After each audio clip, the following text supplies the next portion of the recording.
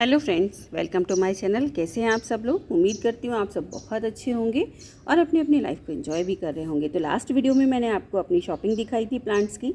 इस वीडियो में मैं आपको इन प्लांट्स को रिपोर्ट कैसे करना है ये मैं दिखाने वाली हूँ।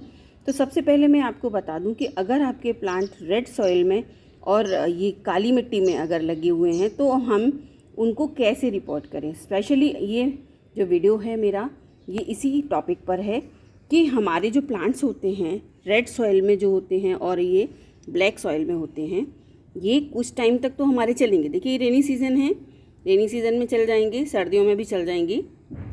लेकिन जैसे ही हमारे यहाँ गर्मी का सीज़न आता है तो उस समय ये प्लांट्स हमारे मर जाते हैं। थोड़ा सा भी अगर पानी डालने से आप चूक गए तो ये रूट्स इसकी पूरी तरह से सूख जाती है, ये मिट्टी बहुत ही हार्ड हो जाती है। इसी तरह रेड सॉइल वाले जितने भी प्लांट्स होते हैं वो भी 1 साल से ज़्यादा सर्वाइव नहीं करते हैं। ये मैं अपना खुद का एक्सपीरियंस बता रही हूँ।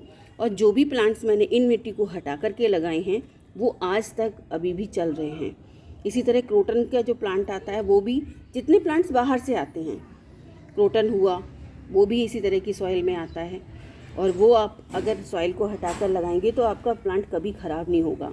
लेकिन सॉइल को हटाना कैसे है ये मैं आपको बताने वाली हूँ। तो देखिए, सॉइल के हटाने के लिए एक तरीका है कि जब भी आप प्लांट को लगाएंगे ना तो उस प्लांट की जो सॉइल है, ये आप देख सकते हैं ये सूखी है बिल्कुल अभी, और नहीं नमी तो है थोड़ी सी, लेकिन हम इसको मिट्टी को हटाएंगे। अगर हम पूरी तरह से इसको हाथ से ही हटाने की कोशिश करेंगे तो हमारा रूट बॉल जो है वो ख़राब हो जाएगा, रूट्स इसकी डैमेज हो जाएंगी। और हमें रूट्स को डैमेज नहीं करना है, रूट्स हमें बिल्कुल पूरी रूट्स इसकी चाहिए ताकि हमारा प्लांट सर्वाइव करता रहे और स्ट्रेस में भी ना जाए।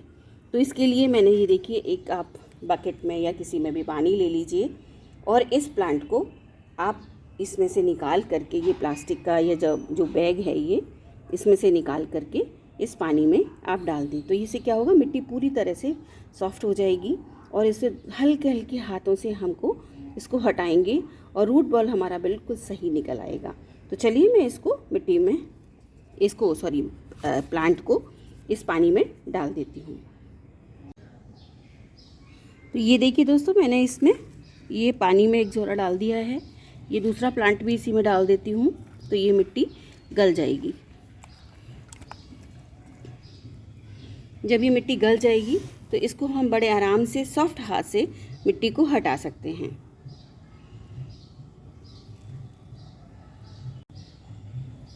दस मिनट के लिए आप इसे ऐसे ही छोड़ दें, तब तक आप मिट्टी तैयार कर लें।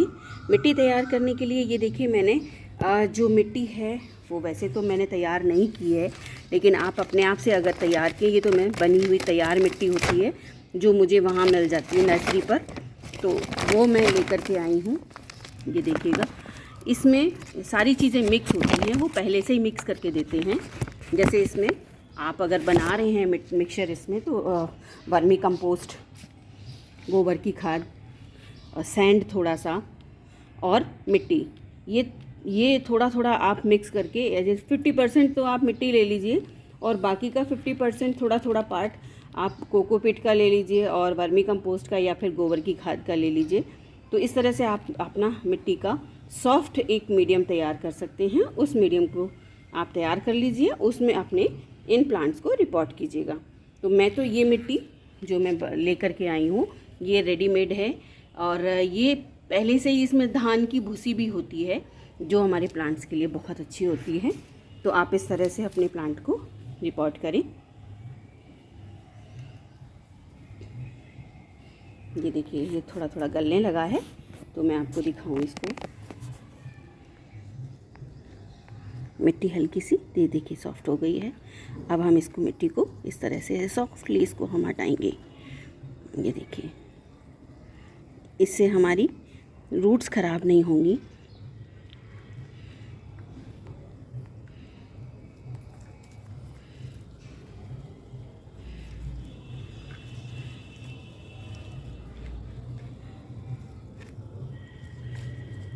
ये देखिए, काफ़ी कुछ मिट्टी गल करके निकल चुकी है इसमें से।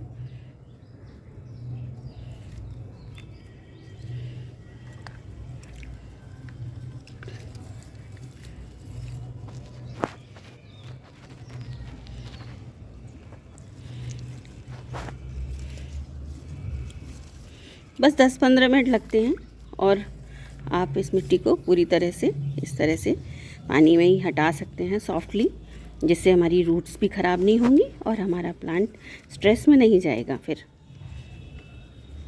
वरना क्या है ना कि अगर आप हाथ से मिट्टी को ऐसे ही ज़बरदस्ती हटाने की कोशिश करेंगे ना सूखे में, तो एक तो मिट्टी हल्की सी सूखी होगी, वो हट जाएगी, तो उसके साथ रूट्स भी बहुत सारी टूट जाएंगी, तो जिससे क्या है ना हमारा प्लांट पूरी तरह स्ट्रेस में आ जाएगा। तो हो सकता है कि वो लगे भी ना, वो ख़राब भी हो जाए परमानेंटली। तो इसलिए ये उससे बचने के लिए आप इस तरह से पानी में ऐसे रूट्स को साफ़ तरीके से निकाल सकते हैं।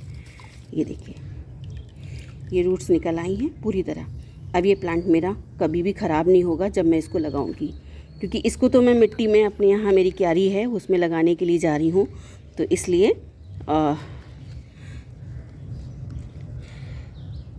है बहुत ही हार्ड है ये मिट्टी, इसमें अभी गल नहीं रही है, थोड़ा सा इसको समय लगेगा, है ना। चलिए इसको थोड़ी देर के लिए और छोड़ देते हैं। तब तक हम इसको, जब तक आप मिट्टी पूरी तरह तैयार नहीं कर लेते तब तक इसे पानी में से मत निकालिएगा, ऐसे ही रखिएगा। और जैसे ही आपको रिपोर्ट करना है तब तुरंत इसको गमले में, जैसे ही रिपोर्ट करना हो तब तुरंत ही इसको निकालिए पानी में से। तो ये देखिए, हमने इसमें इतनी मिट्टी भर ली है। इसके बाद हम जो अपना जो प्लांट हमने निकाला था, अभी देखिए ये है इस तरह से, ये हमने पानी में से इसको निकाल लिया है। ये देखिए,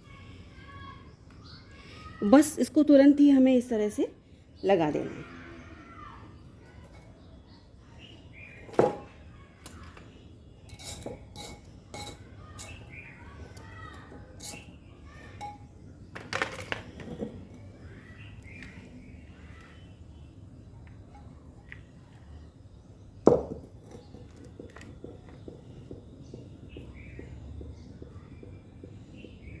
इसको सीधा रख के इस तरह से, और हम इसको पूरी तरह से मिट्टी से भर लेंगे। अब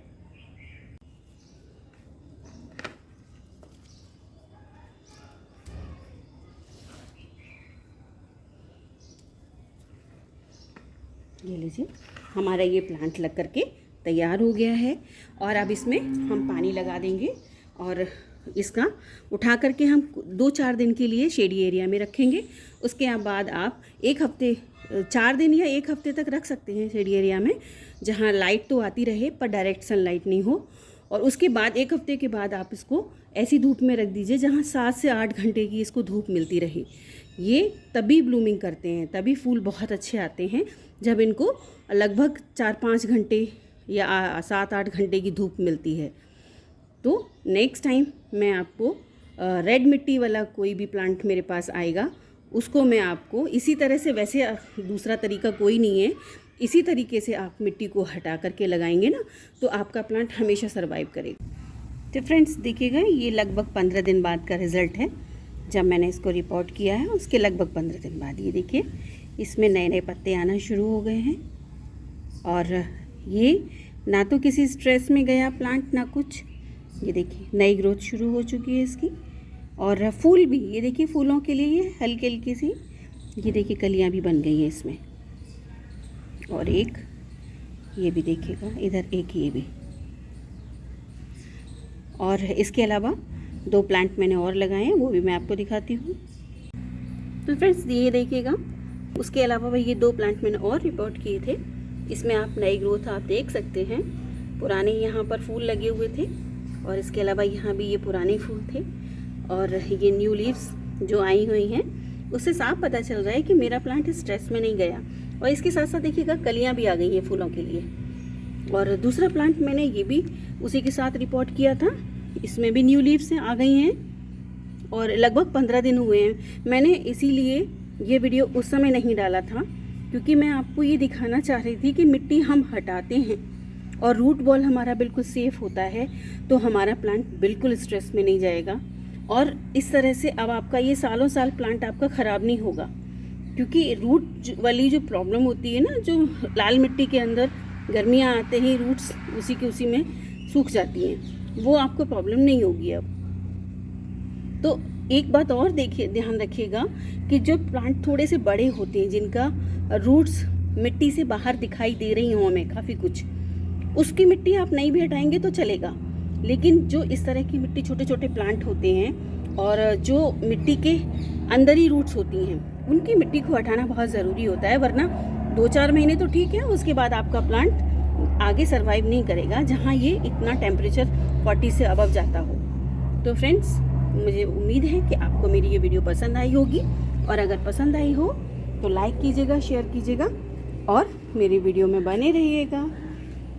चैनल को सब्सक्राइब नहीं किया है तो प्लीज़ सब्सक्राइब माय चैनल, और मैं आपको इसके अलावा और भी नई नई जानकारी लेके आती रहूँगी। तो फ्रेंड्स, तब तक के लिए बाय।